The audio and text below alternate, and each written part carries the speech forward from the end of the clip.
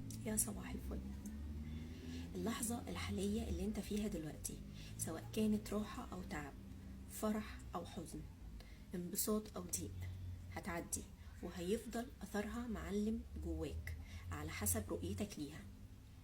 وعلشان يكون الاثر ده ايجابي، محتاجين نكون ممتنين للحظة دي ايا كانت.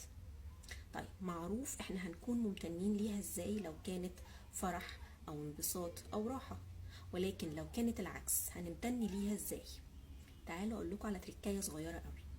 هتسافر بعقلك للمستقبل وهتشوف ازاي اللحظه دي كانت سبب في انتقالك من المرحله اللي انت كنت فيها للمرحله الحاليه، وانها كانت رساله جايه تشاور لك على حاجه انت محتاج تغيرها جواك عشان تتطور وتتزكى وتتنقل للافضل.